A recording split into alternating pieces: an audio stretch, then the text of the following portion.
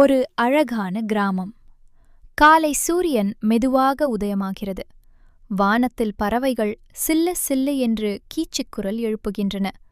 அந்த கிராமம் அமைதியும் அழகும் நிறைந்தது. இந்த கிராமத்தில் மண் வீடுகள், பசுமையான மரங்கள், சின்ன சின்ன பாதைகள் எல்லாம் இயற்கையின் அழகை சொல்லிக் கொடுக்கின்றன. இந்த கிராமத்தின் ஒரு மூலையில் ஒரு சிறிய மமன் குடிசை இருக்கிறது.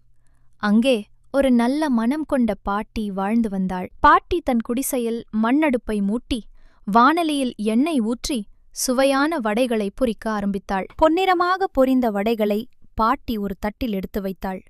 வடையின் மனம் குடிசை முழுவதும் பரவியது. அந்த மனத்தை உணர்ந்த ஒரு கருப்பு காகம் வடைகளை ஆசையுடன் பார்த்து கொண்டிருந்தது. பாட்டி கவனிக்காத நேரத்தில் காகம் ஒரு வடையை தன் மூக்கில் எடுத்துக்கொண்டு பறந்து சென்றது.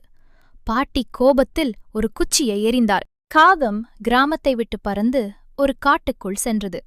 அங்கே ஒரு பெரிய மரத்தில் அமர்ந்து வடையை சாப்பிடத் தயாரானது. அந்த நேரத்தில் பசித்த ஒரு புத்திசாலி நரி அந்த வழியாக வந்தது.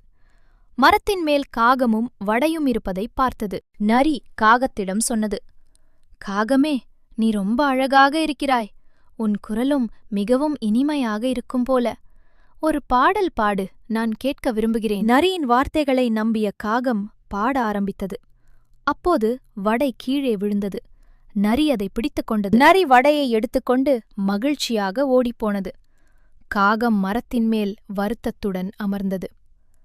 நாம் பிறரை ஏமாற்றினால் ஒரு நாள் நம்மையும் யாரோ ஏமாற்றுவார்கள்.